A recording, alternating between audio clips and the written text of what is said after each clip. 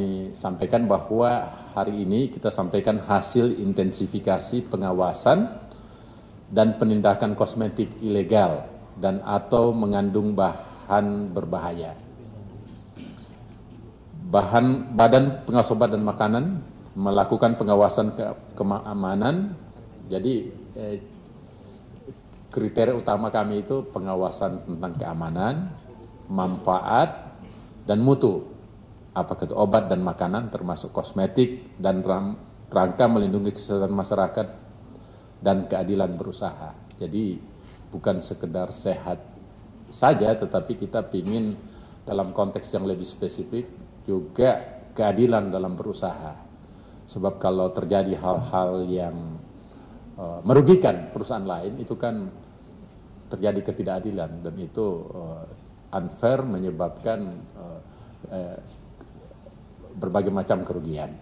Nah, salah satu tantangan pengawasan kosmetik adalah maraknya peredaran kosmetik ilegal dan atau mengandung bahan berbahaya sebanyak 40% daerah rawan kejahatan obat dan makanan terkait dengan produk kosmetik, dan ada 42,99% pengaduan produk ilegal yang diterima Badan POM dari masyarakat juga berkaitan dengan produk kosmetik.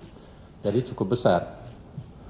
Nah, strategi Badan POM dalam memberantas peredaran produk ini, yaitu produk kosmetik ilegal, adalah dengan memutuskan mata rantai supply demand dan mulai dengan hulu ke hilir bekerjasama dengan lintas sektoral.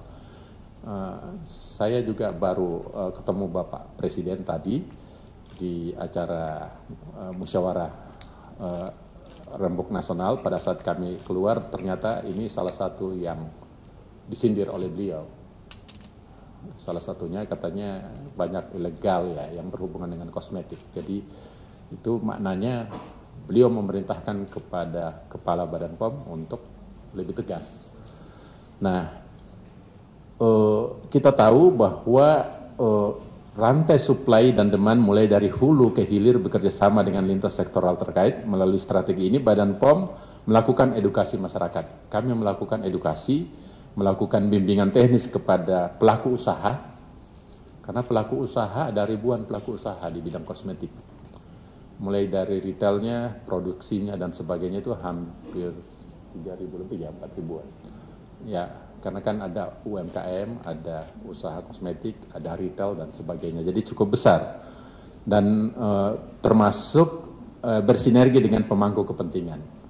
Apresiasi dari terima kasih kami kepada mitra sektor serta pemangku kepentingan atas kosmetik ini yang berhubungan dengan sisi demand and reduction maupun supply reduction.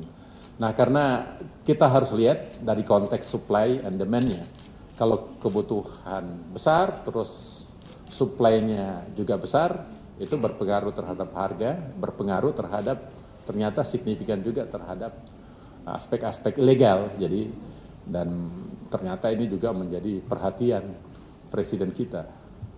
Nah, hasil intensifikasi pengawasan dan penindakan ini perlu saya umumkan, tentu saya perlu bacakan karena ini sangat detail. Yang pertama, Badan POM melakukan pengawasan berdasarkan analisa risiko dengan memperhatikan tren peredaran kosmetik ilegal dan atau mengandung bahan berbahaya saat ini yang dinominasi oleh produk impor dan didistribusikan, dipromosikan di media online. Jadi mayoritas media online. Dan produk ini masuk secara impor dan ternyata bersifat ilegal. Kemudian sebagai salah satu bentuk strategi pemberantasan, Badan POM melaksanakan intensifikasi pengawasan dan penindakan yang diharapkan dapat memotong suplai kosmetik ilegal. Kan ada suplainya dari luar, karena ada kebutuhan di dalam negeri. Kemudian mereka tidak perlu apa-apa, dia melakukan pembelian secara online. Dan atau mengandung bahan berbahaya. Selain ilegal juga ada faktor bahan berbahayanya. Kemudian Badan POM bersama unit pelaksana teknis, yaitu UPT atau balai-balai besar, balai dan Lokanya Badan POM se-Indonesia melaksanakan intensifikasi pengawasan dan penindakan pada Oktober sampai dengan November tahun 2024 terhadap kegiatan produksi dan peredaran kosmetik ilegal dan atau mengandung bahan berbahaya. Selalu dua hal itu, dia ilegal terus ada juga mengandung bahan berbahaya. Berdasarkan hasil intensifikasi pengawasan dan penindakan pelanggaran serta dugaan kejahatan dengan nilai ekonomi temuan cukup signifikan terjadi di 4 wilayah, yaitu Provinsi Banten. Mungkin karena di situ ada pelabuhan ya. Kemudian Jawa Barat, Jawa Tengah, dan Jawa Timur. Intinya di Jawa. Kemudian temuan dari keempat wilayah tersebut, jadi di wilayah dari kurun waktu Oktober sampai November, yaitu berjumlah 235 item. Jadi jenisnya ada 235 atau piecesnya, jumlah pieces atau berapa jenis dan berapa jumlahnya. Jumlahnya berjumlah 205.000 ya, 400 pieces produk kosmetik ilegal dan atau mengandung bahan berbahaya. Total nilai ekonominya mencapai 8.990.348.000 rupiah. Itu nilai ekonomi. Belum kalau kita nilai ekspektasi kerusakan yang diakibatkan tentu lebih besar.